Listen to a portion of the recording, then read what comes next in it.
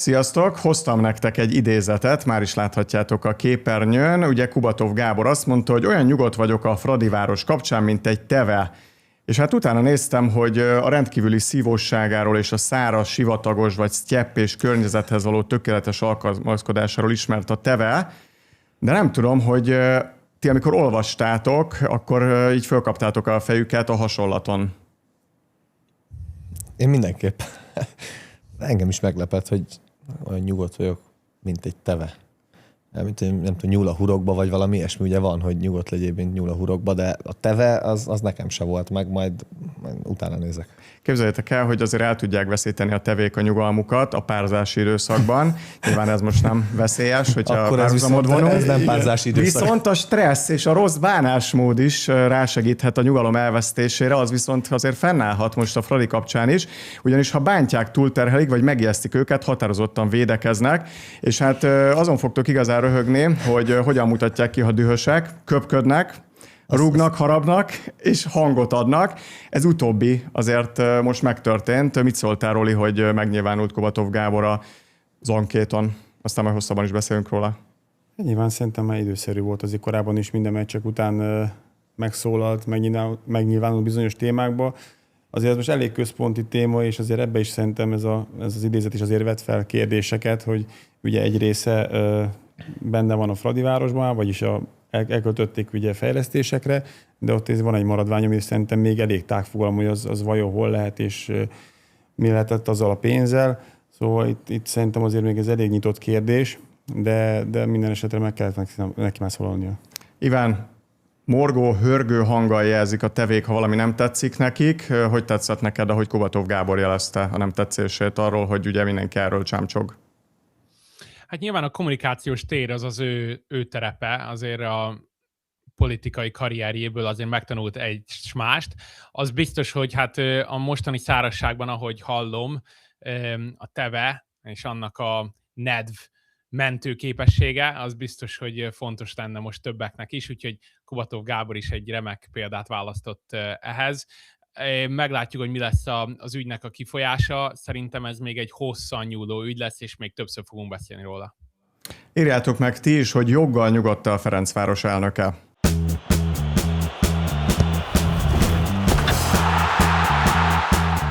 És akkor mondom a mai főbb témáinkat. Ha már Ferencváros, akkor azt gondolom, hogy Nagy Ádám visszatérésének visszhangján és a Ferencváros két arcánál is elidőzhetünk, mert hogy ugyanaz kezd történni, mint tavaly, hogy nemzetközi porondon nagyon jól néz ki a Fradi, viszont pocsékul rajtoltak az NB1-ben. Vitalis Milán is szolgáltatott beszédtémát, mert hogy a különös távozása Győrből, én azt gondolom, hogy egy olyan téma, amit ha már körbe vagyok véve olyan focistákkal, akik átélték az öltöző lélektanját, akkor mindenképpen beszéljük ki. Aztán Iván mondta, hogy szeretné behozni azt a témát, hogy ugye vannak ezek a külföldről hozott edzők, akik hol bejönnek, hol nem, meg vannak a néha nagyon alulértékelt magyar edzők, hogy egy kicsit beszéljük meg, hogy kiválasztott jól, hogy külföldi edzőt ültetett a kispadra. Nyilván azért még kicsi a mérce, tehát hogy még nem tudjuk itt két forduló alapján, meg egy-két nemzetközi meccs alapján eldönteni, de azért érdemes róla beszélni. Aztán, ha már itt van nálunk Holci, akkor szerintem a kapuspotyák, a lepkézések mindenképpen szóba kerülnek. Nyilván nem arról beszélünk, hogy mekkorák bravúrokat csinálnak a kapusok. Képzeljétek el, ez szörnyű történet. Egyszer egyik kapus, talán Zsiborás, amikor meghalt, akkor gondba volt az akkori Telesport, mert hogy ugye mindig a gólokat archiválják, és hát a védéseket általában nem mentenek el. Úgyhogy én már egyébként, hogyha ilyen munkákat készítek, akkor igyekszem erre is figyelni, hogy azért a kapusoktól ne csak a potyákat tegyük el, meg amikor gólt kapnak, hogy ugye az ember ezt is be tudja mutatni, minden esetre nyilván Tújvel és Szappanos kapcsán lesz ez téma, és hát ha már az Iván említette, a tevék nagyon szeretik, meg bírják a meleget, viszont hát mi egyre kevésbé, és ugye a kánikula ellenére az MLS nem módosította a mérkőzések kezdési időpontját, ezt leginkább egyébként Roli érezhette meg, nyilván nem a játékosok, hanem te, hiszen ott volt az Újpest-Debrecen meccsen, ami 3:30 vagy 3:45-kor volt? 3:45-kor is, hát kegyetlen meleg volt, úgyhogy minden elismerésem a játékosokért, hogy ebben a melegben ugye volt egy rosszulét is, ugye ott azért elég sokan megijedtünk a stadionban, mert nem nézett ki jól, ugye Ügy ugye összeesett, de azért több esetben látszott, hogy rendkívül meleg van. Ugye a szurkolók is menekültek fel a szemben lévő lelátóról, ugye a árnyékos, már amennyire találtak árnyékos részt, de hát én az árnyékos részt ültem, de még ott is elviselhetetlen volt a meleg, szóval Ha kellett volna játszani, hát ez a fél négyes időpont szerintem ez nagyon korai. Lehet, hogy itt is ez a fél hatos talán egy fokkal jobb, nem mondanám, hogy nagy segítség, de mivel most ugye későn nem lehet játszani, ezért talán még az kibírható. Azért több esetben volt rá példa, hogy valamivel találkoztunk, korábban Covid, most meleg, mindig van valami, amit alkalmazkodnunk kell. Labdarúgóknak nyilván gyerekként sokszor láttam ezt is ilyen hozzászólásból is, akár hogy gyerekektől, mikor fiatalok voltunk a Salakon, 10 órakor délben nem nagyon kérdezték meg, hogy merre hány méter, de hát nyilván ez teljesen meg más. az aszfaltozásnál ugye írják, mert egyébként Igen. tényleg ilyen fórumokat én is néztem, hogy a fizikai munkás kikérdezi meg, amikor viszont azért azt is megírta egy-két fórumozó, hogy nyára tették a bajnokikat, tudták, hogy meleg lesz, és hogy az esti meccsekkel oldották volna meg, ez most megdőlt, tudjuk, ugye az energia megtakarítás miatt, és ezért ő például azt írja ez a néző, hogy el kellett volna halasztani a meccseket a hőségriadókán, csak ez lett volna az egyetlen emberséges megoldás. Úgyhogy Holci, tőled is azt kérdezem, hogy felelőtlen döntést hozott az MLS? Nem gondolom azért abszolút felelőtlennek. Nyilván most a civil életben is, pályán is, hát az egészség a legfontosabb, tehát arra kell törekedni, hogy olyan megoldások szülessenek. Én szerintem az MLS próbálta ezt, tehát az, hogy most kell egy nagy nemzeti összefogás, hogy ezt az energiaválságot valahogy az ország kezelje. Nyilván előrébb kellett hozni esti mérkőzéseket. Ez eddig rendben van, és egyedül ugye a pénteki meccset ez még nem érintette, a szombati már előrébb lett hozva, a Fradi és az Eto'o egy időben játszott. Ugye az Attól volt vicces, hogy az MTK meccs aznap derült ki, ugye, mert aznap hozták délelőtt, és akkor ott derült ki, hogy akkor nem 5:30-kor játszol, hanem 5:30-kor. Igen, de hát lehetett ehhez alkalmazkodni, azt gondolom, hogy mindenki jelesre vizsgázott partner volt, egyedül az Újpest-Debrecen meccs volt olyan, ami ugye becsúszott ebbe a délutánba, vagy ott maradt, ami szerintem a tévéhez köthető, tehát ugye 2 felület van, ahol a tévé tud közvetíteni, 3 már nincs, és mivel ugye minden mérkőzést próbál ugye a köztévé ugye műsorára tűzni, ezért járt így az Újpest és a Debrecen. Ahogy, hát most ezt hosszú távon, szerencsére ez nem egy hosszú távú probléma, tehát max. 1-2 hetet érinthet. Nyilván mindenkitől... Állítólag jön a lehűlés, már 34 fok lesz. Igen, is maradt ugye a Hardoztában, ugye a szerdai forduló is azt. Igen, de ugye MB2-ben is maradtak el mérkőzések, igen, már a hétvégén, utazások miatt, stb. Tehát már ott is késő jött az info, és már csapatok nem tudtak variálni. Tehát szerintem most ezt az 1-2 hetet így valahogy át kell vészelni. Ugye locsolási tilalom is van, tehát ahol nincs furtkút, vagy valami egyéb igen. alternatív megoldás, ott azért az is durva lehet. De ugye már nagyon sok helyen az van. De szóval szinte mindenki kiposztolta egyébként, hogy kútról nyilván egyértelmű mindenki arra törekedett korábban is, hogy mikor kialakították az öntözőrendszert, hogy azért mert hálózatról luxus lenne, tehát azért onnan tehát ennek anyagi okai voltak valamikor, amikor ezeket létesítették. Most persze van egy ilyen pozitív lecsengése még, hogy a legtöbb klub meg tudja oldani furtkútról, saját vízhálózatról, és akkor így nem terheli az országos rendszert. Hát igen, ez is egy ilyen vészterhesebb időszak, de mondjuk a Roli mondta a Covidot, hát a Covidnál igazából nem láttuk a végét, tehát ott fogalmunk nem volt, hogy mi lesz. Itt most ezt tudjuk, ez 1-2 hét, ehhez könnyebben lehet alkalmazkodni. Igen, csak ugye mondtátok a Jujic esetét, ott az ember azért mindig megijed. Láttunk már olyat, hogy valaki rosszul van a pályán, és akkor ott egyértelmű volt, hogy a hőség okozta, illetve azért nincs összefüggés, mert nem profi játékosról van szó, de pont egy öreg fiú mérkőzésen már haláleset is történt. Az inkább az ijesztő, hogy utána visszament a játékos, és próbálták ott lebeszélni, látszott ott a stadionban, ugye mindenki arra törekedett, a Doki, a Paliék arra törekedtek, hogy lebeszéljék, hogy visszamenjen. Csak az Adranai, nem? Igen, csak pont ez mondom, hogy ilyenkor azért lehet, hogy azt kell mondani a játékosnak, hogy nem. Igen, nem adni meg azt a lehetőségnek, hogy ő dönthet, mert nyilván ő megy vissza, mert nem érzi a felelősséget menni, játszani akar, de azért ez elsülhet máshogy is. Hát reméljük, hogy az a tűzzel játszás az nem okoz majd problémát. Iván, nem tudom, hogy igaz-e, egyébként közben megnézhetjük a tabellát is, amíg dobom neked a kérdést, hogy te azért költöztél el délről El Pasóból, mert rohadt meleged volt, és ha valaki, akkor te tudsz erről beszélni, ezért most már éjszakor Richmondba vagy, mert nem bírtad egyszerűen. Hát nem igaz. Én most már sivatagi lény vagyok, tehát én 5 évet leéltem a sivatagba, 2 Phoenixbe és 3 évet El Pasóba. Kevesen tudják, hogy sivatag és sivatag között is van különbség, tehát nem ugyanaz, hogy ugyanaz a sivatagban, El Pasóban meg Phoenixben, na mindegy, ebben nem megyek bele. Azért ott nincsen páratartalom, tehát a sivatagban nagyon száraz meleg van, és ki lehet bírni. Én láttam az én játékosaimat 40 fok felett futballozni, de mivel nincsen páratartalom, ezért nem olyan durva, és elviselhető. Tudom, hogy hihetetlenül hangzik, de elviselhető. Amit itt felhoznék, hogy lehet, hogy itt most a hőség miatt, illetve nyilván az energiatakarékosság miatt jött fel ez a halasztás kérdés, de a kellemest a hasznossal össze lehetett volna kötni véleményem szerint. Szóval Európa kupába játszanak, európai kupákba játszanak csapatok. Szerintem nem lett volna a magyar futballal ellentétes, illetve a Magyarország az ország egészének a sorsával ellentétes, ha elhalasztják a fordulót. Szerintem ez simán benne lehetett volna, nem világbajnoki, nem Európa-bajnoki évben vagyunk, tehát hosszabb a szezon, meg lehetett volna találni ennek a halasztásnak a módját. Igen, hát nem fenyegeti a legtöbb csapatot a szerda-szombat ritmus, én azt gondolom egész évben, viszont írjátok meg ti is, hogy halasztani kellett volna, vagy pedig jó, hogy megrendezték a fordulót.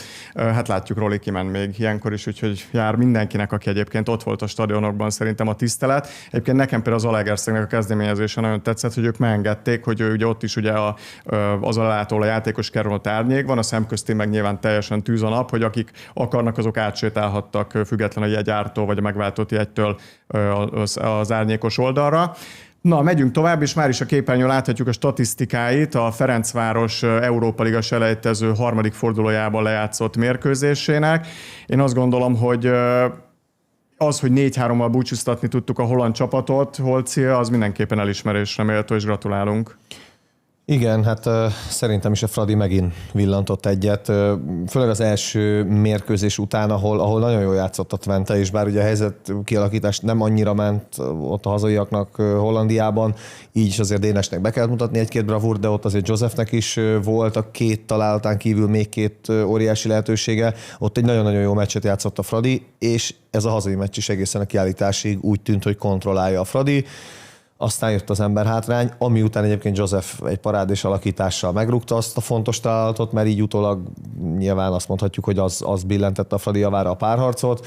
Ugye a vége lett kinkeserves, mert ezzel Zohoré nem biztos, hogy értette, hogy pontosan hova áll be, vagy mit kell csinálnia, és annyira visszahúzódott, annyira óvta a kaput, hogy egyszerűen mindenki elkezdett a tengelybe, a kapu irányába orientálódni, és záporoztak a beadások.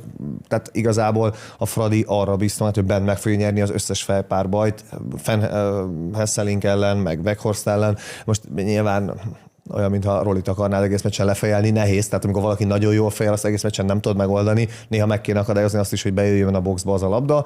Ugye ez nem ment a Fradinak, Dini is beszélt erről ugye az interjúban, de összességében tényleg le a kalappal a Fradi előtt, amit meg te mondta, ez a két arcúság, ez az, ami egy picit fura, bár nem először látjuk most már, ez már sokadik nyár, meg a sokadik ősz lesz az, amikor a Fradi beragad, meg még el is halasztanak meccset, és aztán a vége az, hogy mindig a tavasz elején még ponthátrányban van valakihez képest.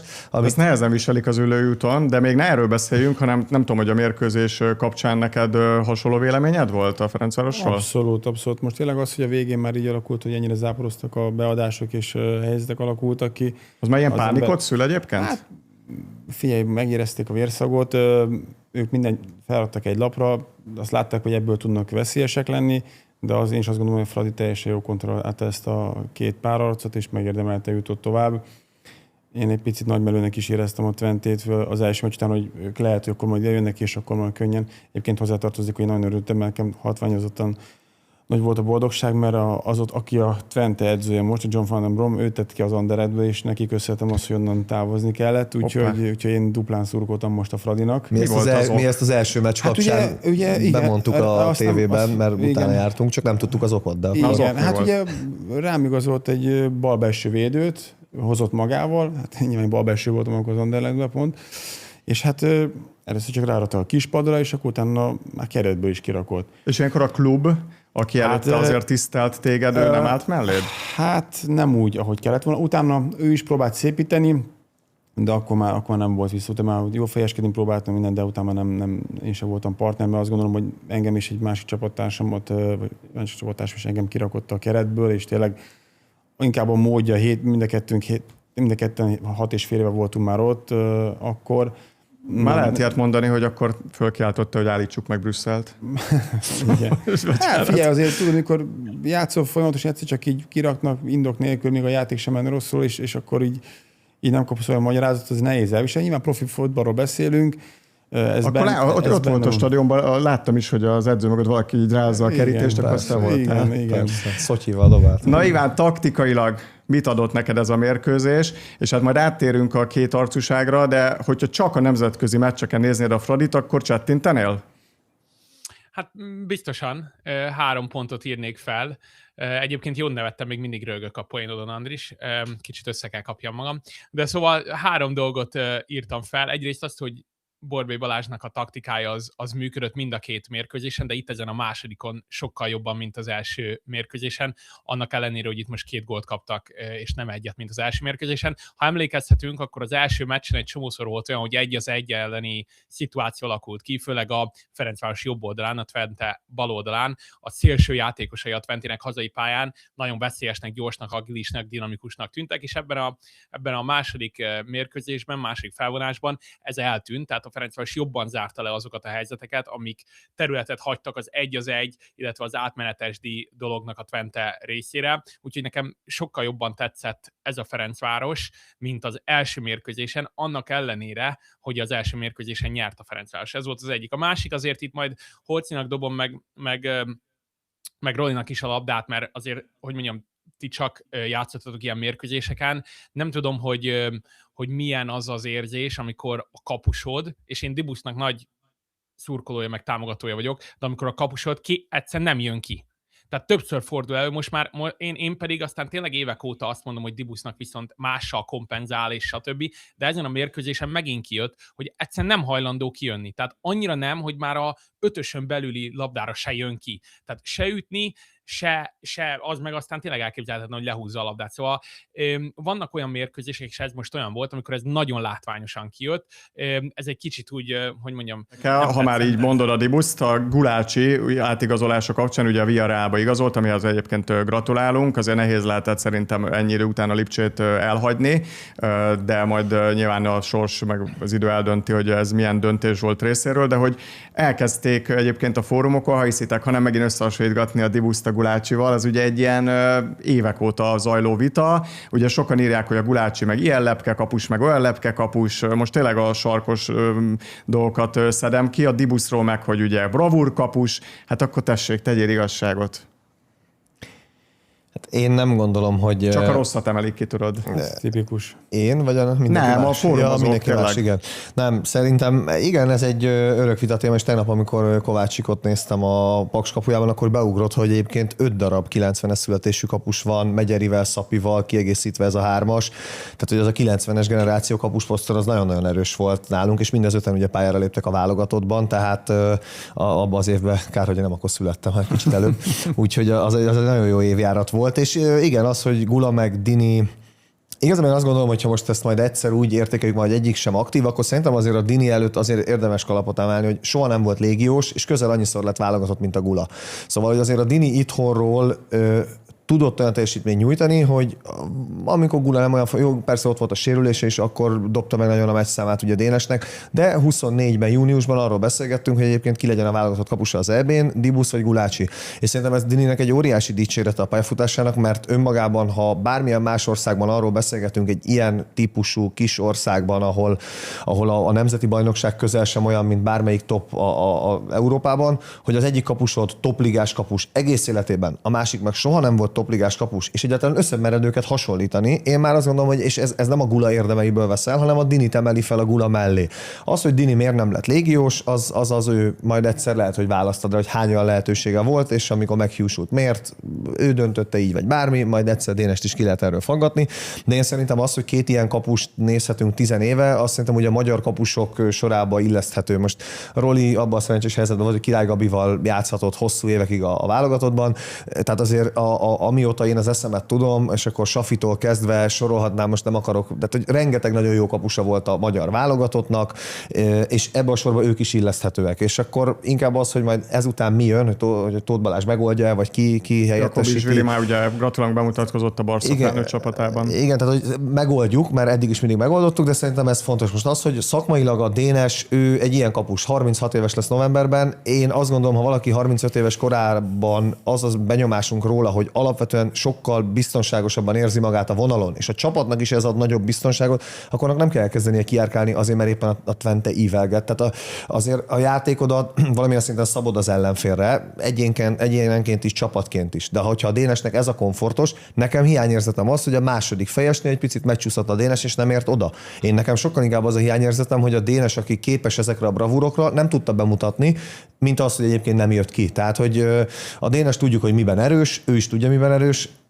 Nem, én sem vagyok a kimászkálásoknak annyira a híve. És nem úgy védőként, ha tudod, hogy a kapusod mire képes, akkor így állsz hozzá? Igen, pont ezt akartam mondani, hogy azért én is ezzel akartam átkötni, hogy és a védőnek is jobb. És a védő között azért általában nagyon jó a kapocs, és tisztában mindenki egyik erősségével és gyengével ugyanúgy. Szóval nyilván itt a védekezést is feljebb kell tolni, minél hamarabb ilyenkor ki kell tolni, hogy megkönnyítse az, hogy bedobásokat jobban blokkolni, ha tudod azt, hogy a kapusodnak nem az erőssége, de alapvetően ezzel tisztában, hogy főleg egy olyan kapus, aki tényleg évek óta a Fradinak a stabil kapusa, mindenki tudja, hogy inkább tényleg a bravúrok az erőssége, és kevésbé érzi magát biztonságosan, hogyha kijön. Erre védőként is azért fel kell készülnöd, és akár besegíteni őt, mert ő is bizonyos más helyzetekben tud ugyanúgy téged, szóval a kommunikáció is fontos, és tényleg az, hogy a bizalom egymás felé. Gulácsi vagy Dibusz? Játszottam mind a kettővel, nekem mind a kettővel jó benyomás volt, amit Hoci is mondott egyébként, hogy ha visszamegyünk hosszú évekre, akkor a kapusposzton volt az a legkevesebb problémánk, úgyhogy ott azért szerintem rendre jó kapusok álltak a válogatott kapujában, úgyhogy én azt sajnálom inkább tényleg, hogy van egy ilyen igazolás, és akkor le kell húzni egy kapus, és nem hogy annak örülnénk, hogy egy spanyol élcsapathoz szerződött kapusunk. Micsoda dicséret, ez most 36 igen. éves a Gula, és a La Liga egyik élcsapata szerződteti, pontosan. A Bundesliga egyik élcsapatából. Tehát elkezdjük itt szó nincs arról, hogy itt vissza akarnák őt vonultatni. Tehát most, ha szerintem 10-ből 10 ember egyetért abban, a La Liga jobb bajnokság, mint a Bundesliga. A hasonló reprezentánsa egyik, meg másik a saját ligájának, tehát körülbelül ugyanoda lőhetett be ligán belül, a top csapatok mögött közvetlenül, aztán néha nagyon kijön a szezon, néha kevésbé. Tehát, hogy mondhatni 36 évesen szintet lépett a Gula, előre tudott lépni, nem tudom, hogy egyáltalán miről beszélünk. Főleg úgy, hogy valószínűleg Lipcsében nem is lett volna más számon. Igen, és Lipcsei... Ez mutatja a motivációját, hogy nem egy kényelmes, berendezkedett ugye Németországban, hanem bevállalt még egy ilyen kívást. Ennyi idősen meg tud még újulni. Azért és lehet, hogy pont ez kell. Azt érezte, hogy neki az nem kihívás, hogy egy olyan csapatban, ahol levédett mondjuk 400 meccset, ott le kell ülnie a padra, az neki most bármi degradáló, sértő, amiről Roli előbb beszélt, ez rosszul tud esni egy játékosnak, ha valahol felépített valamit, és esetleg úgy érzi, hogy nem úgy bánnak vele, ami jogos, akkor kilép ebből a szerepből, és elmegy valahol oda, ahol jobban tolerálja azt, ha nem játszik, hiszen őt egy a sok közül, de Lipcsében nem volt egy a sok közül, a legrégebb óta a kerettag volt ugye Vili Orbán. Hát én csalódott vagyok, hogy amúgy nem az MTK-t választotta, szívesen néztük volna itt. Még azt se zárjuk ki. Még a végén zárhat itt. Két év múlva még hazajött. De aki viszont emellett döntött, az Nagy Ádám, mindjárt átkanyarodunk rá, ő ugye hazaigazolt, viszont előtte Iván belét folytattam egy kicsit a szót, még nyilván a Fradiról annyit azért mondjunk el, hogy ha itt sikere veszik, és rosszul mondtam, nyilván a harmadik fordulót fogják ugye majd most játszani, ugye akkor a török Trabzonsporral tudunk összekerülni, ehhez ugye át kell gázolni a lengyel ezüstérmesen. Mit látsz ebben az ügyben?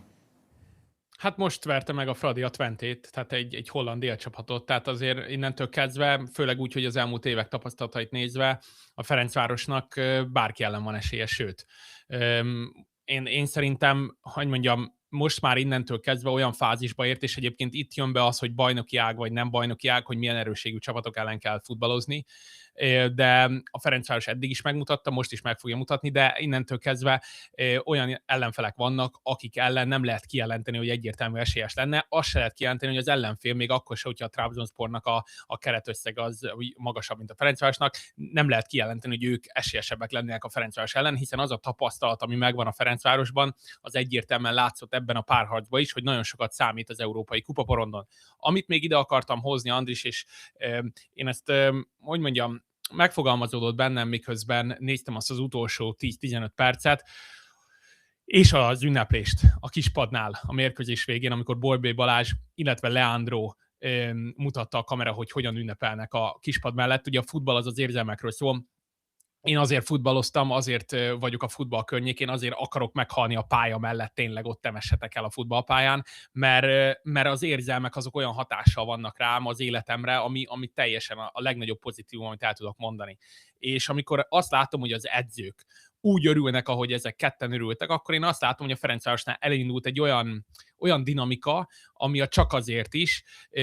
Én értem, hogy nem mindenkinek szimpatikus a Ferencváros, sőt, sokaknak nem szimpatikus. Viszont az elkerülhetetlen, hogy kimondjuk, hogy a Ferencvárosban megvan egy olyan történelmi töltet, ami mindig arról szól, hogy ők ellenzékben a túloldalon vannak, kívül vannak a mainstreamen, és állandóan, mainstreamen ebből a szempontból, hogy a politikai környezet, vagy hogy éppen az MLS, vagy azok a dolgok, amik befolyásolják az ő életüket, azok másképpen állnak hozzá, ellenségben, ellentétben, ellenzékben látják a Ferencvárost, és szerintem ez a dinamika, ez nagyjából elindult, több hatása van ennek, de az egyik az, hogy a pályán megvalósult az a mindenáron győzni akarás, legalábbis az Európai Kupaporondon, ami kifejeződött Borbély Balázs és Leandrónak az ünneplésében. Én nagyjából ezt akartam még elmondani, mert erre a dinamikára kíváncsi vagyok az elkövetkezőkben. Ahogy ígértem, akkor megyünk tovább, és a Fradi még téma lesz Nagy Ádámmal. Már is tudjuk mutatni, hogy ő miként reagált a hazaigazolására, és hát az, hogy ő visszatért, az azért is érdekes, mert 2016 márciusában éppen a Vasas ellen játszotta az eddig utolsó NB1-es meccsét, amelyen egyébként gólpasszal segítette 4-1-es győzelemhez csapatát. Aztán ugye bejelentették pénteken, hogy jön, nyilván a Vasas ellen még egyébként nem láthattuk, amire esetleg sokan készültek, de érdekes, hogy utána néztem, hogy ha már Gula meg Dibusz is ilyen megosztó emberek a közösségi médiában, hát ő nagyon. És olyan szinten megosztó, hogy őt kevésbé védik be, azért páran bevédik, és Aranyosi Áronnak találtam meg edzeteit a kezdőrugástól a vegyes zónáig oldalán a Facebookon, és azt írta, hogy valaki értesse meg velem a Nagy Ádám talányt. Egy kis részletet olvasok a kérdéséből. Miért gyűlölik zsigerből ennyire Nagy Ádámot? Valaki, kérem, hogy magyarázza el, miért reagált ugye a ferencvárosiak, és az nagyon fontos, hogy a ferencvárosiak hangos része, mert aki nem kommentel, annak persze nem ismerem a véleményét, mintha egy baltás gyilkos lenne, aki arra sem méltó, hogy leköpjék. És hát akkor mondom a pro meg a kontra kommenteket, amik érkeztek. Soha nem értették a játékát, írja valaki, de hát ez ugye a 10 millió futballszakember országa, hátrapasz király, mondja mindenki, de ezek az emberek ugye mind Mourinhouk. Az ő szerepe a legfontosabb, de nem látványos, összekapcsolja a védelmet a középpályával és fordítva forgat, visszakér, ha túltöltés van, segít a súlypont áthelyezésében, labdabiztos technikás, nyilván sarkos és túlzott, de a magyar Busquets, írta egy kommentelő. És akkor jön a kontra, ha a Serie B-t nézzük a SofaScore alapján, az idejében még inkább visszaesett a teljesítménye, inkább az a kérdés, hogy azon kívül, hogy a magyar Fradi mit lát, hogy magyar, a Fradi mit lát benne. Nem tudom, mitől lenne erősítés, az említett játékintelligencia már 2 éve a válogatott meccsen is hiányzott belőle. Régebben a labdaszerzése és az abból adott biztos oldal, illetve hátrapasszai miatt volt jó játékos. Fizikálisan azért nem volt sose erős, de az állóképessége megvolt. Amúgy az állóképességéről csak annyit, hogy nem tudom, olvastátok, én néztem, hogy a menedzsere Kövesdi Viktor nyilatkozta, hogy hiába nem edzett a csapattal a bajnokság vége óta, a Fradiban az első erőléti tesztjén megdöntötte a fennálló rekordot, úgyhogy ez mindenképpen egy pozitívum vele kapcsolatosan. Szóval nem katasztrófa, írja az a kommentelő az érkezése, de inkább csak a magyar szabály indokolja, mint a pályafutása jelenlegi szakasza. Na hát akkor lehet igazságot tenni. Te mellette vagy, hogy ide igazolták, vagy inkább azt mondod, hogy nem volt rá erre szükség?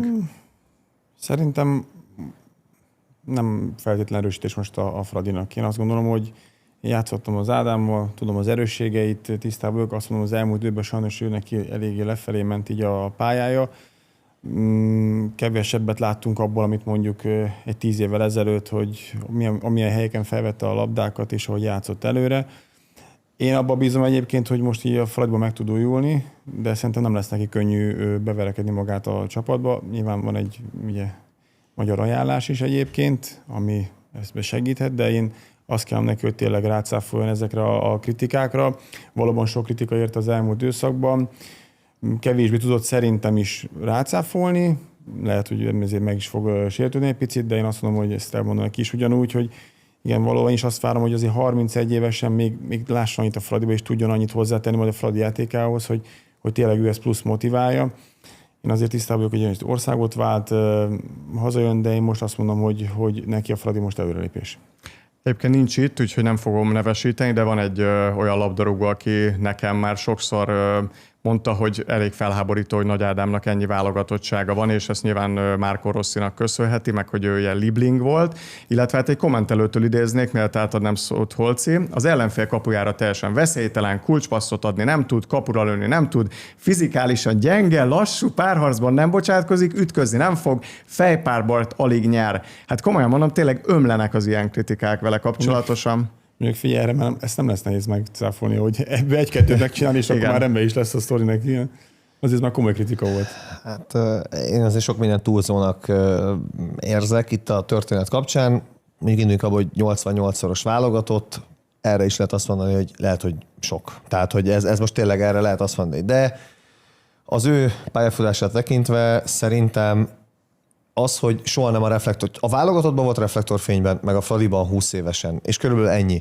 De a válogatott talán legjobb időszakában volt a válogatottnak alapembere, az egy nagyon-nagyon jó csapat volt, ahol az ő szerepe megkérdőjelezhetetlen volt abból, hogy meglegyen a balansz a csapaton belül, tehát hogy jókor volt jó helyen. És a klubcsapataiban, most én is direkt megnéztem az elmúlt éveket, milyen teljesítmények, hány meccs, és hogy tehát nem játszott jó csapatban, és egy nem jó csapat nem bírja el azt, hogy van egy olyan középpályása, akinek jellemzői azok egyébként, amikről itt is beszélünk. Tehát valóban egyébként támadásban nem elég hatékony, és ha nem elég sikeres körülötte a csapat, akkor az ő játéka egy nagyon-nagyon semmilyennek tűnő játéká válik azonnal, mert mindenkivel kapcsolatban lehet hiányérzet, de az, aki kapuras elő, kapufele nem jár, azzal még inkább. És ugye ahhoz azért nagyon kell érteni a focit, és nagyon kell nézni a Spezia meccseit hétről hétre, hogy valaki értse, hogy mi az ő valódi értéket. Most azért itthon Serie B-t nézni nehéz, őt sokszor a válogatott meccsek alapján ítéljük meg, és a válogatott meccsek soha nem róla szóltak. Tehát egy-egy találattól eltekintve, most ami egy átlagembernek lejön, gól, passz,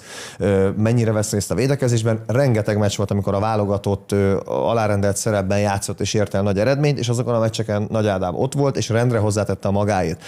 Nem ő rúgta, nyilván nem ő fog felérni a kontrával, mondjuk nem tudom, Angliában, Wolverhamptonban a 0-4-nél nem ér, de ott van és csinálja, és ő megteszi a dolgát, szóval az ilyen típusú játékosokat szerintem mindig meg kell védeni, mert nagyon fontosak. Az, hogy hány évig tudsz egy adott csapatnak a hasznára lenni, vagy a válogatott, az egy kérdés, de a Real Madrid féle, vagy a Casemiro féle Real Madridban sem Casemiroról szólt a Real Madrid, vagy a Makalele féle, tehát hogy mindenki tudja, hogy milyen értéke volt annak, hogy mondjuk az egyik esetben Zidánék, a másik esetben Kroos meg Modric, hogy mondjuk többet tudott a támadásra fókuszálni, mert volt mögötte valaki, aki ezt megoldotta. Szerintem egy intelligens csapat, az ezt pontosan tudja, hogy milyen értéke van egy ilyen típusú játékosnak, és nem azt kéri tőle számon, ami nincs, hanem azt értékeli, ami van. Szerintem Nagy Ádámnak sok erénye van, az elmúlt években ebből keveset tudott megmutatni, mert nem olyan helyeken focizott. Viszont itt a Fradiban azért egy valószínűleg bajnokságot tekintve kicsit visszalép, tehát hogy neki ezt azért tudnia kéne 10 év légióskodás után, hogy az NB1-ben hogy kell jól játszani, hogy kell jól menedzselnie saját magát. Azt mondod, visszalép olasz másodosztályhoz képest? Azt gondolom egy picit igen, de a Fradi nem, ugye most nyilván most ha nem is, ha az, hogy a Fradi a maga a nemzetközi mérkőzései kapcsán biztos, hogy nem. De azért a Serie B is az, hogy a Speciában kiesés ellen küzdés, és nagyon hasonló csapatok ellen játszó hétről hétre, az nem ugyanaz, mint hogy mondjuk egyszer egy domináns Fradiba játszom, a jelenleg az sincs, és itt ugye beszélgettünk a sorsolásról, azt szerintem fontos, hogy a Fradinak ez az ősz meccse, ez a mostani párharc, mert ha ez nincs meg, akkor ugye a Monaco van, ugye ezt nem említettük, tehát csak azt, hogy a Trabzon, de ugye a Monaco lenne az EKL, tehát ha ezt elbukja a Fradi, azért 180 perc, vagy 200, több mint hány perc, de egy francia élcsapat ellen, az már most itt holland, lengyel, persze beszélgetünk arról, de ezek nem a topligák. A francia az már majdnem, hogy topliga. Tehát azért tehát a Fradinak ez a kulcs. Hogyha ez nincs meg, és azért Nagy Ádinál beszélek erről, mert ha ez nincs meg, akkor a Monaco sincs meg, ne adj Isten, és a Fradi nincs sehol, akkor Nagy Ádi nem, tehát akkor hirtelen nagyon sokan lesznek hatos poszton. Tehát Nagy Ádi azért kell, meg kell egy mélysége a hatos posztnak. Nagy Olivér tudna azt játszani, Borbély Balázsnál MB3-ban játszott is a Fradiban még pár évvel ezelőtt, nálunk is sorén játszogat, az túlzás, de hogy egy esetben előfordult, hogy hatos játszott, de ő Osinak az alternatívája jobb backben. Tehát a Fradinak kellett valaki belülre hatosban még egy, mert Keita sérülékeny, alig van tényleg épkézláb szezonja most az elmúlt éveket tekintve.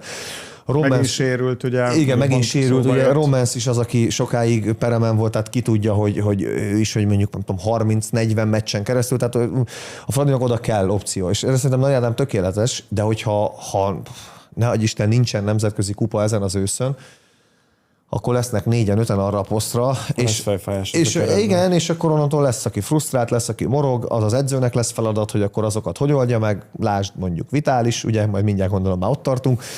Ez rosszul is elsülhet ez a sztori, de ha minden úgy alakul, hogy a Fradi szeretné, meg ahogy én is szeretném, hogy a Fradi ott legyen akkor nyilván szerintem ez egy jó döntés lesz, hogy ez be fog válni, de ne gólokat, gólpasszokat várjunk Nagy Áditól, hanem azt, hogy mondjuk a Fradi minden egyes mérkőzésen mondjuk onnan indul, hogy jóval dominánsabb tud lenni, meg jobb tud lenni az ellenfelénél, mert van egy ember, aki kontrollálja ezt. Na Iván, fantasy csapatodba bekerülne? Hát nem akarok nagy taktikai mélységekbe belemenni, de a csapatösszeállítás és hogyan alakítasz ki egy válogatott csapatot például, az egy misztérium. Szóval lehet, hogy pont ilyen játékosra volt szüksége Marco Rossinak annó. Tehát emlékezhet, Marco Rossi nem egy olyan ember, aki csak azért tesz be valakit, meg kedvel, vagy nem kedvel. Szóval, hogy mondjam, emlékszem például arra, hogy Szalai Ádám a karrierje végén nem tudott egy kicsit túlzás, de nem tudott 5 méternél többes sprintelni, és az a sprint is úgy volt, hogy miközben taktikailag tökéletes volt, odaérkezett, ahova kellett, ő volt a szövetségkapitány meghosszabbított keze, tehát Nagy Ádám is, amikor elkezdett Marco Rossi ebbe a nagyon mély védekezés és abból kontrázó játékot játszani, ő tökéletes volt taktikailag, és tudod, az nem látszik, amikor mindig jó helyen vagy védekezésben, arról senki nem beszél. Most az, hogy oldalra passzolt állandóan, szerintem például, amikor Szoboszlai lenne Nagy Ádám körül, most visszamennénk 5 évet, és Szoboszlai jelen állapotában, Nagy Ádám 5 évvel ezelőtti állapotában, szerintem azt mondanánk, hogy fú, de jól megérti egymást a kettő. Nagy Ádámnak azt kívánom, hogy feljavuljon a karrierje, mert én Rolival értek egyet, hogy ez neki előrelépés. Szerintem ebbe a Ferencvárosba bekerülni neki hogy mondjam, nehéz feladat lesz, főleg jelenlegi állapotában, viszont a magyar szabály miatt, és azért, mert a Ferencváros elég limitált helyzetben van az igazolásokat tekintve, szerintem ez egy tökéletes igazolás a Ferencvárosnak, Ferencvárosi kötődésű olyan posztra, ahova kellett, és oda ne felejtsük el, hogy Korbut és Kanikovszkit mondjuk lehet onnan mozgatni akkor, hogyha van Nagy Ádám, szóval több variációs lehetősége lesz, illetve egy nehéz helyzetben lévő karriert tud kimenteni ezáltal a Ferencváros, ráadásul ingyen, vagy közel ingyen. Szóval szerintem ez egy jó vétel a Ferencvárosnak, és egy jó megoldás Nagy Ádámnak is. Nagyon röviden érintjük azt a mérkőzést, ami már a képernyőn is látható, és hát én azt gondolom, hogy azért azt hozzá kell tenni, hogy a Vasassal mindenkinek majd meg fog gyűlni a baja, eléggé stabil csapatnak tűnik itt az élvonalban, nincsenek megilletődve enyhén szólva Erős Gabiék. De ettől függetlenül nyilván hiányérzet van az Üllői úton, mert hogy annyira pocsékul sikerült a rajt, hogy legutóbb 2021. júliusában volt az, hogy vereséggel kezdtek, akkor ugye még Péter Stöger volt az edző, most meg nem csak, hogy vereséggel kezdtek, hanem gyakorlatilag egy döntetlennel folytatták, akkor jön ez a két arcú Fradi, mert hogyha majd beszélünk a Borbély nyilatkozatairól, már ő is azt mondja, hogy gondolkodóba kell esni a jövőt illetően a csapat összetételt. Holc is utalt erre, hogy ez azért nem egy újdonság a Fradinál, hogy azért ezt a nemzetközi kupából a jó játék, a bajnokságban nem annyira jó, mint a Fradinak, azért tavaly is egy bajnoki címbe került a Fradinak.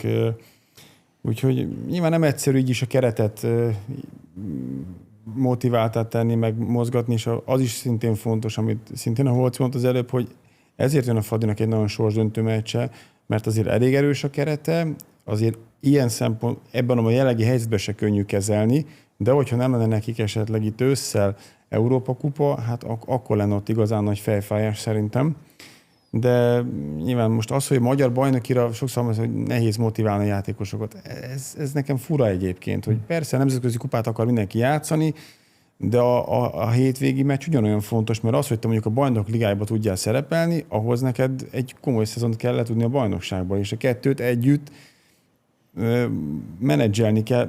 Nekem az egy picit sok volt például, hogy mondjuk Pakson azt hiszem talán 9 emberet kicserélve, én azt már nagyon túlzásnak. Szóval az, hogy 4-5 embert kicserélsz egy meccsre, így rotálsz, az nálam belefér. De az, hogy 9 embert te mozgatsz egy meccsen belül, hogy valami hiszem 8-9 volt talán, most nem akarok. Hát akkor sok, de most már nem volt ennyi. Most már nem, de azért hoztam a Paks témát, hogy ott nyilván beleszaladsz egy vereségbe, de alapvetően mondom, és mindenkinek akarsz lehetőséget, mindenki tűzbe tartani, nem könnyű feladat. Hát, hogyha ránézünk a következő idézetre, akkor aztán végképp eldőlt az, hogy már kifelé is úgymond elmondja a véleményét Borbély Balázs, és ugye most éppen Lisztes meg Gruber lett nevesítve, ugyanakkor azt is hozzátette, ami számomra érdekes volt, hogy ő ilyenkor nem megy be az öltözőbe, és a játékosok viszont nem hülyék, és hallják ugyanúgy ezt a sajtóból. Tehát függetlenül, hogy aznap nem megy be az öltözőbe, azért nyilván a Lisztes vagy a Gruber hallják a kritikákat, de szerintem, ha nem hallják, akkor is érzik. Mi lehet a gond például Lisztes Krisztiánnal szerintetek?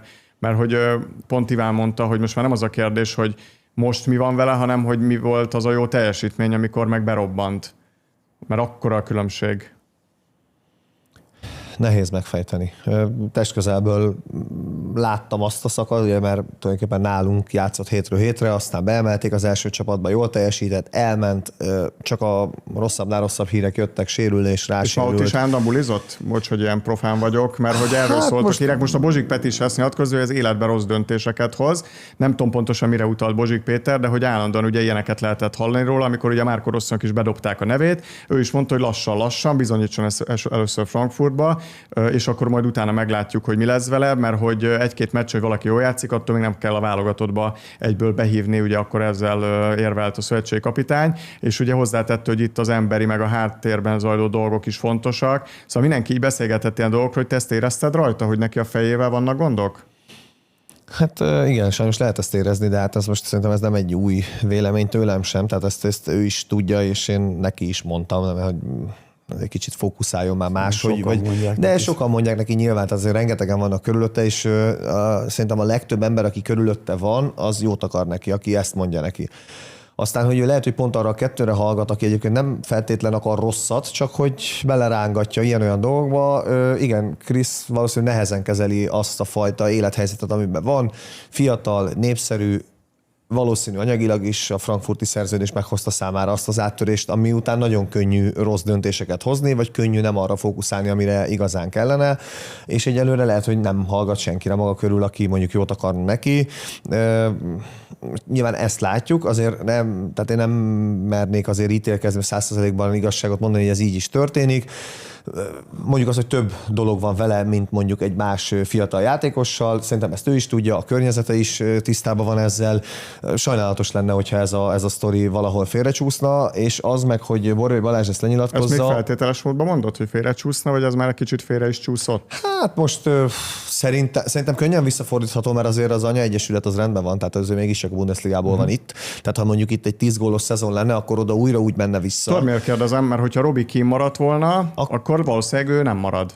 De akkor kölcsönben lenne máshol, mert a Frankfurt adná kölcsön máshol. Tehát azért mondom, amíg a Frankfurt az anyaegyesület, addig azért biztonságban tud lenni egy játékos. És biztonságban van Peste, mert lehet, hogy pont ez a baj, nem? Hát de most Frankfurt egyszerűbb. Mindenhol nem tud egy játékosnak fogni a kezét. Most apukája is egy profi futballistot, közel 50-szeres válogatott. Nyilván azért kapja szerintem folyamatosan a tanácsokat, a jó példákat, a apukája a legjobb példát előtte, hogy tényleg milyen karriert futott be, és a Krisztián őri ember, de hogy alapvetően én is azt nem értem, hogy ő nem érzi magán még azt, hogy esetleg a sok sérülés, vagy ezek a kritikák, hogy lehet, hogy ennek én van valóság alapja. Fel neki kérdésnek. Mert ennek azért egy idő után... Neymar effektus. Igen, de el kell gondolkoznod, hogy igen, én futballista akarok lenni, azért nagyon komoly csapatnak a játékosa vagyok, még Bundesliga csapat játékosa vagyok, és az, hogy még most Magyarországon senki úgy a lépés, mint az korábban kijött, hogy ennek valami oka van, hogy ez ideig óráig működik, hogy ezt te így... Hát de már most sem működik. Itt az a kérdés, hogy mikor teszed fel magadnak ezt a kérdést. Időben, vagy nem? Mert ha időben felteszed, az most van. Akkor és ezeket a kritikákat szerintem ő is hallja. Hát azért, meg kell hallania. Idő után te is úgy vagy, hogy innen is hallom, onnan is hallom, tőle is, akkor lehet, hogy ebben van valami valóság alapja is. És én nagyon szomorú lennék, hogyha ilyen tehetséges futballistáról alapvetően ilyeneket kell olvasni, nem azt inkább, hogy tényleg megint eldöntötte mérkőzést, mert tényleg benne nagyon sok van, azt láthattuk korábban, csak az a pályafutásod végig kevés, ezzel én azt mondjam, te tehetséges vagy és jó futballista vagy, azért nagyon sokat kell folyamatosan melózni. A pályafutásod végéig az nem elég, hogy kimondták, hogy jó vagy, és van egy jó szerzésed, ezért nap mint nap dolgozni, hogy tényleg... De oké, Róli, álljunk meg egy pillanatra. Én fiatal korod óta ismerlek, és bocs, hogy személyeskedem, de mi is találkoztunk a Romkertbe, a különböző bulikba, mondjuk nem szezon közben. Azt nem tudom, hogy te hogy emlékszel, mert láttalak, hogy kinéztél. Köszi szépen, de hogy igazából nekem nem kellett fájára lépnem. De nem ezzel van a gond egyébként. De hogy ti is mentetek bulizni arra, hát persze, és ott volt ugyanúgy a Gyugyi, a Huszti. Hát de nem szerzetesek vagyunk. Igen, tehát hogy... Hát mindenki eljár, nem ezzel van a gond.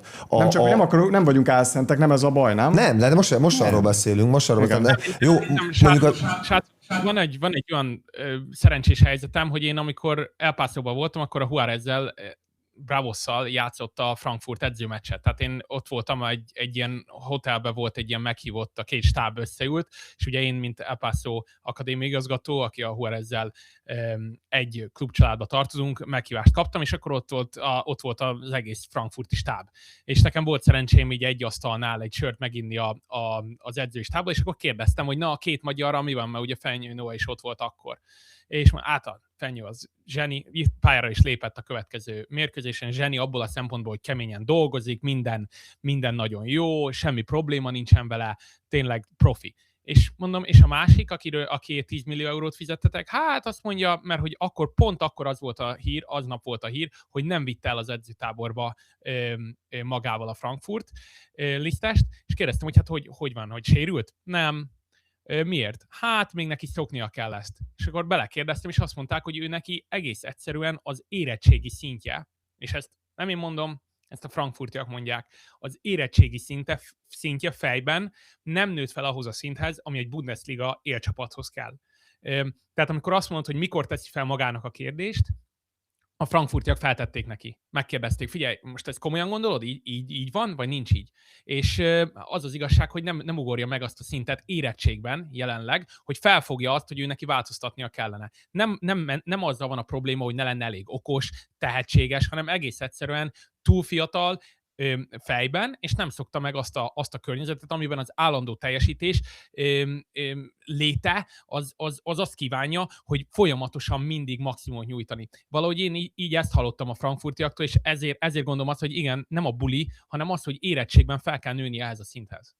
Hogy lapozzunk egy kicsit Lisztesről, és kívánjuk neki tényleg a legjobbakat, és hogy visszatérjen a prime időszaka. Iván, maradjon még nálad egy kicsit a szó. Hogy van ez a magyar szabály a Fradinál? Te hogy látod ezt a kérdéskört, meg ezt a kétarcúságot?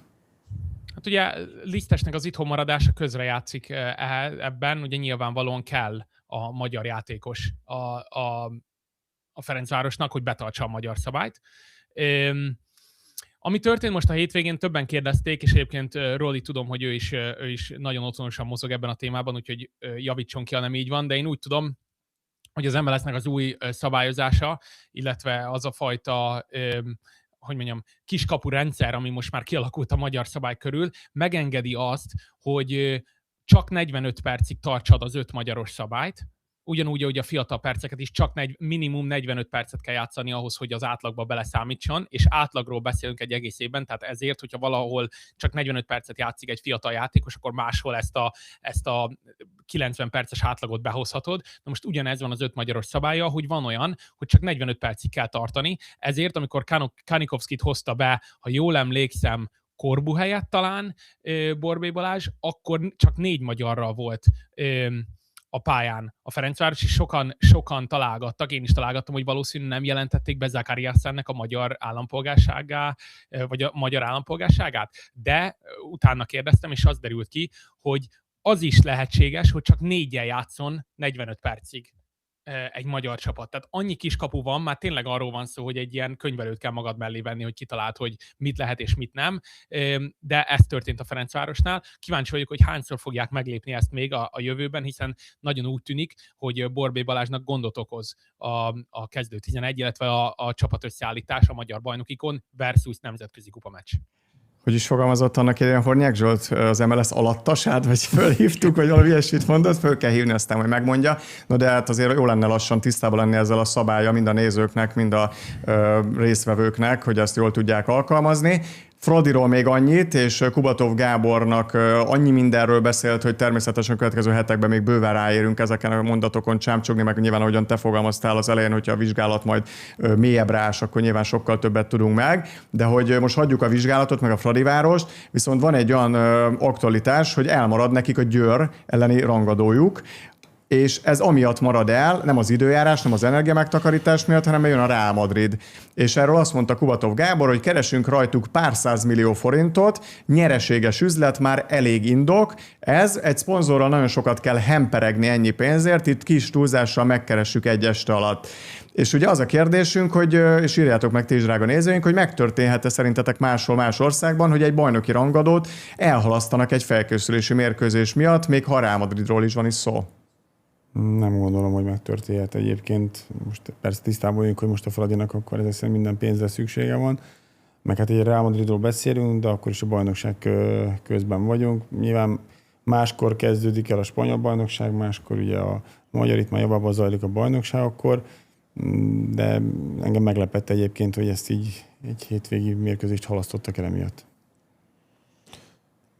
Valahol én egyébként értem, meg én még el is tudom fogadni, mert most arról beszélünk, hogy vagyunk mi, a magyar bajnokság, ez nem egy egetverő, nívós bajnokság semmilyen nemzetközi megítélés szerint, tehát ha mondjuk egy Bundesliga csapattal történne ez, arra felkapnám a fejemet, de hogyha ugyanez Albániában történne meg, hogy egy albán csapat nem játsza le a bajnokiát, mert a Real meccsen több 100 milliót akar keresni, akkor megértem. És ugye itt arról beszéltünk sokszor már, meg évek óta, hogy egyébként a piaci irányba elmozdítani dolgokat, ez az. Tehát ez oké, hogy ennek az az ára, hogy el kell halasztani egy bajnokit, de most arról beszélünk, hogy a meleg miatt halasztunk el egy bajnokit, vagy azért, mert egy klubnak van lehetősége sok 100 millió forintot megkeresni, hogy még inkább piaci alapon működhessen.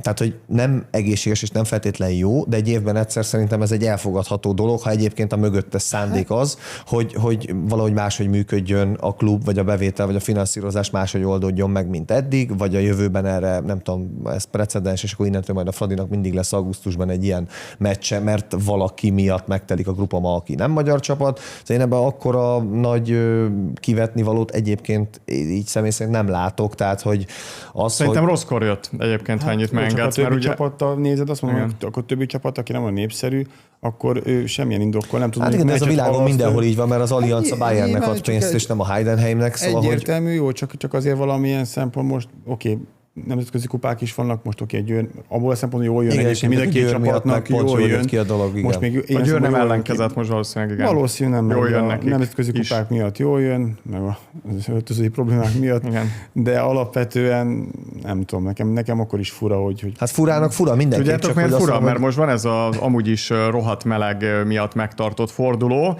Arra azt mondod, hogy ezt miért nem lehetett halasztani ezen a hétvégén, most meg akkor ezt meg lehet halasztani. Én egyébként nem tudom, hogy igaz-e, azt hallottam, hogy a Fradi már ezt a második fordulót is szerette volna az időjárás miatt, akkor ha lehet skippelni. Nyilván írják meg, hogyha ezt rosszul tudom. Viszont Iván, te mit szóltál ehhez nagyon röviden, hogy egy Real Madrid meccs felülírhatja a bajnokságot? Ez megszokott, nem? Én úgy emlékszem, hogy ez nagyon sokszor előfordult az elmúlt, nem tudom, 20 évben.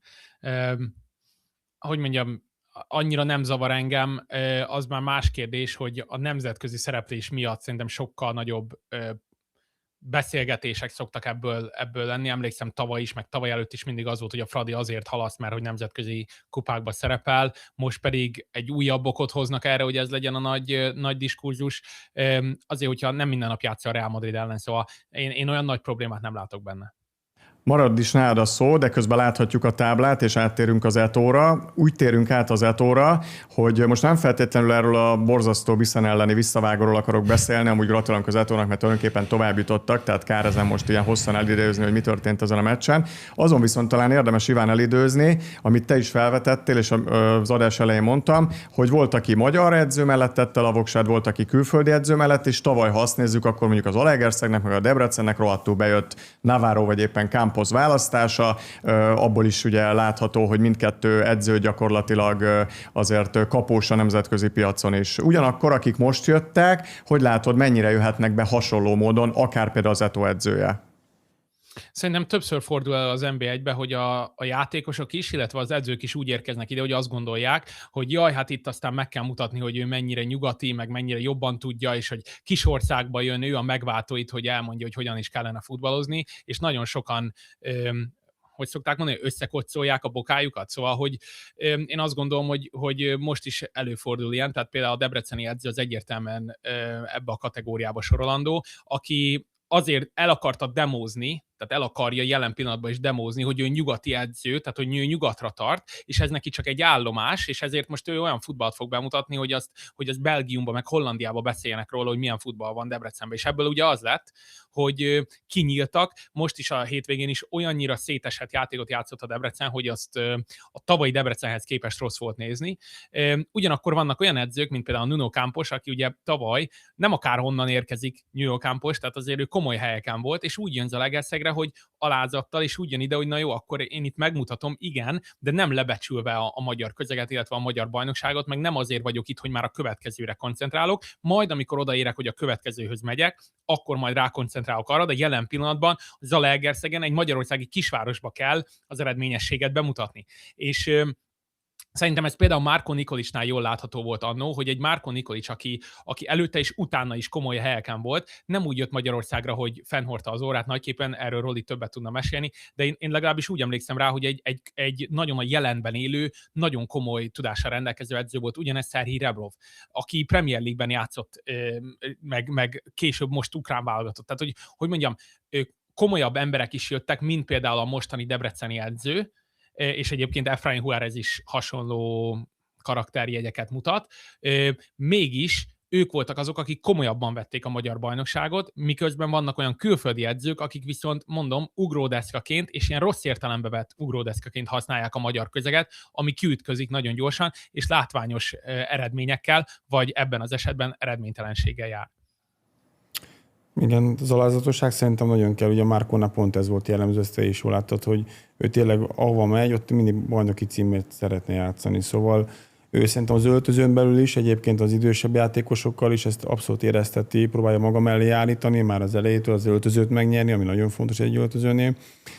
Ebben egyébként, amiket mondasz, van igazság, hogy nem mindegyik edző valóban olyan alázatos, viszont szerintem sokkal több lehetőséget és sokkal több időt kapnak ezek a külföldi edzők. Nagyon keveset beszélünk arról, kicsit átfűzöm itt a magyar edzők védelmére és egy picit, hogy a magyar edzők között is van jó. Én is elvégeztem az edzőit, és vannak jók is, csak a magyar edzőket mindig szídjuk. Holott lehet, hogy ilyen lehetőségek mellett egyébként nekik is ugyanúgy kijönne a lépés, és ugyanúgy eredményesek lennének, mint idézőjelben azt mondom, hogy olyan, vagy tudom, kicsit nagy stílű, nagy mellű edzők, akik idejönnek, és akkor azt mondják, hogy kisújból kirázzák ezt a ligát, közben nem, ahelyett inkább egy tehetséges fiatal mellé odaállnánk.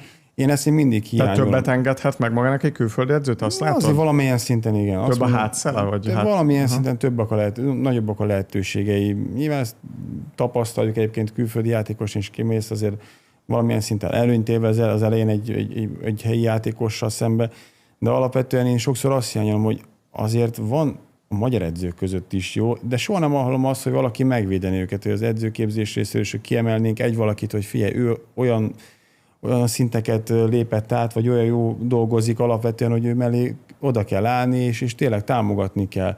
Mert igenis vannak jó edzői nekünk is, és abban biztos vagyok, hogy az ilyen lekezelő edzőknél sokkal eredményesebbek lennének hosszú távon. Most nem tudunk mélyebben belemenni ebbe a témába, de majd mindenképpen erre is visszatérünk egy későbbi magyarázókba, ugyanis van most egy olyan hot topic, amit a végére hagytam, és hát olvasható már a képernyőn a Juárez edzőnek a magyarázata a vitális mellőzése kapcsán. Ugyanakkor ugye, hogy a sztorit gyorsan elhelyezzük, gyakorlatilag már nem került be a meccskeretbe a Nyíregyháza elleni mérkőzésen, és hát, hogy valami törés ott a konferencialiga mérkőzés félidejében, illetve a mérkőzés után történt. Kérdés, hogy ezt a sajtó nagyította föl ennyire, vagy pedig valóban annyira távozni szeretne Vitális, akiről most a legfrissebb hír az, hogy szerdán gyakorlatilag aláírhat a Barni csapatánál, hogy van ennek a dolognak mégis létjogosultsága. Ugye azt, amit tudunk, hogy az edzőtáborban, hogy olvashatjuk, mindenkivel leült, és többen is mondták, hogy nem akarnak Győrben futballozni. Tehát ez egy adott helyzet, hogy el akarnak menni, és erről már Torgáles Sanyi is mesélt, hogy ebből nem lesz jó dolog, hogy nem engedik el őket, mert hogy menni akarnak. És itt most nem csak Vitálisról beszélünk, hanem több játékosról Győrnél. Szerintem itt is, de ugyanúgy a Borbe interjúnál hozzá akartam fűzni, hogy az, hogy egy edző kifele mit mond, meg mi történik bent, én nagyon annak a pártján vagyok, hogy egyre inkább ezt a két dolgot, ezt össze kell ereszteni. Tehát Arne Slot is elmeri mondani, hogy Szála mit nem csinál, meg más edzők is nyilatkoznak, ahhoz vagyunk szokva, hogy ami az öltözőben történik, az ott is marad. Juárez is ugye erről beszélt. Én ebben annyira nem hiszek. Én a transzparenciába hiszek, abba hiszek, hogyha normálisan kommunikálsz kifelé. Ezt beszéltük itt múlt héten a Zsuzsák ügy kapcsán is. Ugye hosszú idő után először lecserélték a Balást, akkor mi lehet? Nem kell itt mismásolni, meg majd egyszer csak azt halljuk, hogy összeveszett az edzővel, nem. Ki kell állni, és Zsuzsák Balást meg kell kérdezni Kerek Perec, figyelj Balázs, mi történt az öltözőben? És nem lehet az a válasz, hogy ami ott történik, az ott is marad, mert szerintem ez a magyar labdarúgó szeretőknek, a magyar közvéleménynek, a magyar újságíróknak egyfajta becsapása, meg a valóság elferdítése, hogyha te nem beszélsz erről. Nem a legkényesebb, legpikánsabb dolgokat, de valamilyen átláthatóság kell legyen a kommunikációban, mert enélkül nem tud működni, enélkül mindig csak az van, hogy hoppá, balhé Győrben. De ha kiálltak volna és elmondják Kerek Perec, mi történik, hogy hetek óta már akkor tudnánk, tehát, hogy, mert ez egy folyamat, mert olyan nincsen, hogy lecserélik Vitálist a félidőben, ő nem jó helyre ül, elmondása szerint, amivel nem sért házirendet, majd soha többet nincs keretben, és az ember lenyilatkozza, aki egyébként a vaktérképen még most se tudná bejelölni, hogy hol van Győr, de hát 3 héttel ezelőttig meg szerintem az országunkat se tudta. Tehát, miközben Vitális meg a bajnoki cím letéteményesének. Tehát, hogy igen, hogy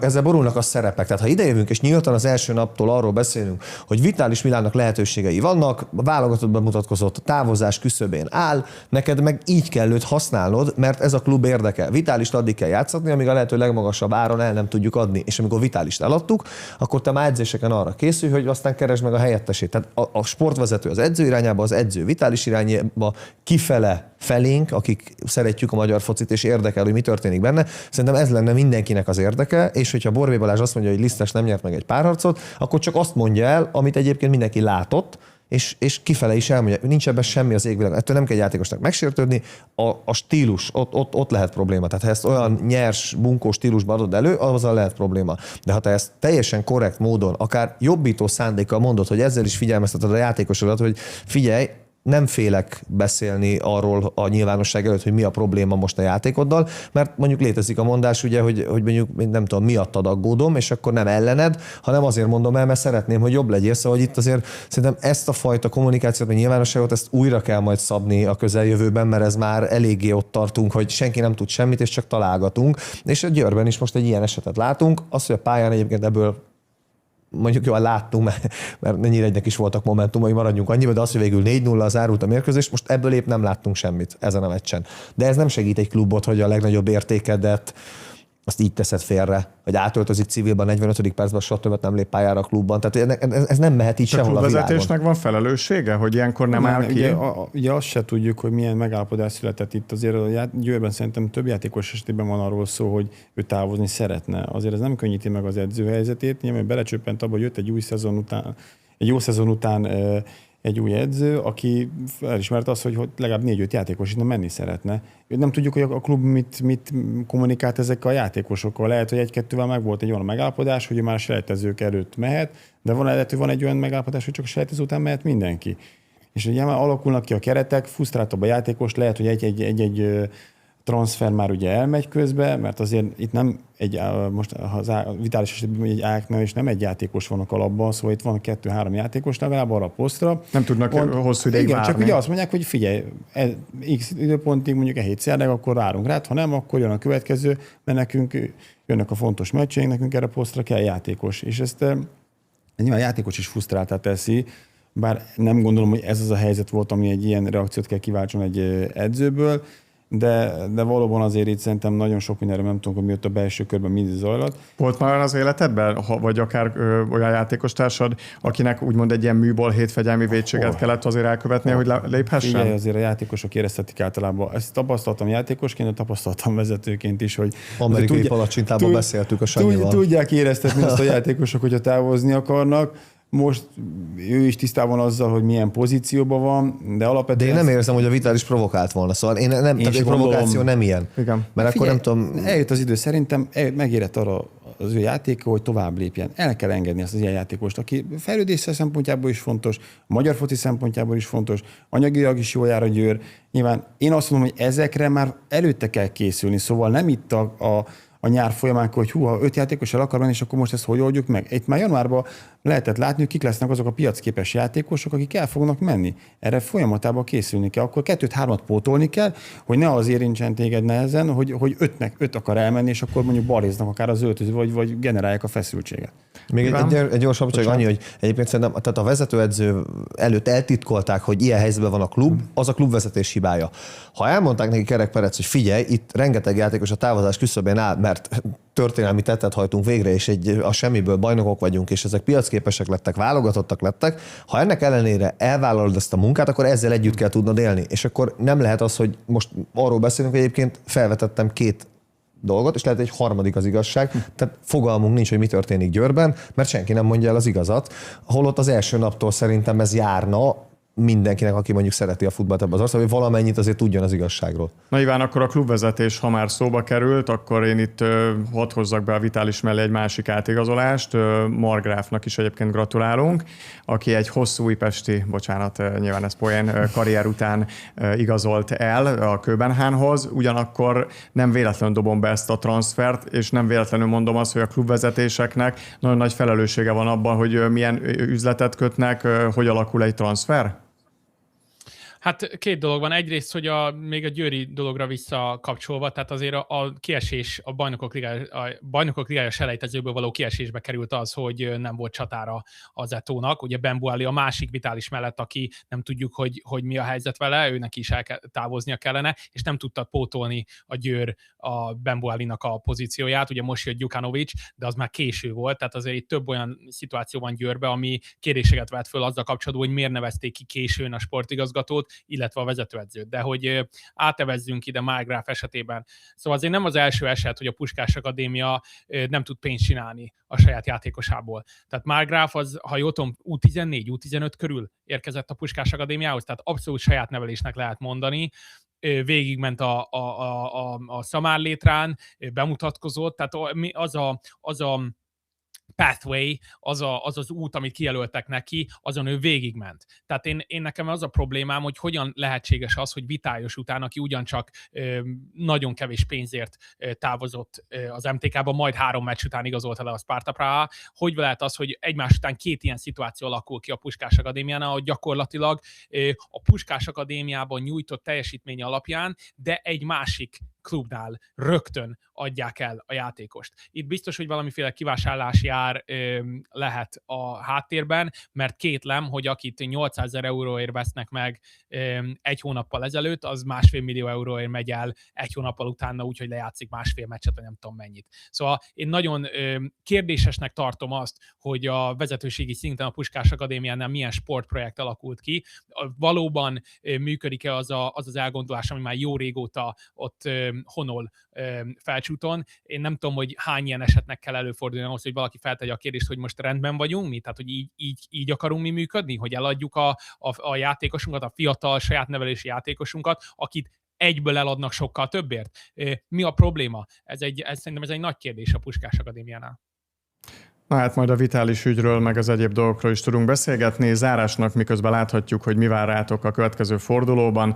Én annyit szeretnék, hogyha már az elején említettem, hogy mennyire lehetett álmatlan éjszakája Tújvelnek, vagy éppen Szappanosnak úgy, hogy Tújvel hatalmasat bakizott, a meccs végén viszont a szurkolók mellé álltak, és Szappanos meg valóban ismét hatalmasat bakizott, hiszen az első fordulóban is beszéltetek erről, viszont a végén ő is azért azt gondolom, hogy gyakorlatilag nagyon szépen felépítette magát. Tehát, hogy milyen a kapus sors?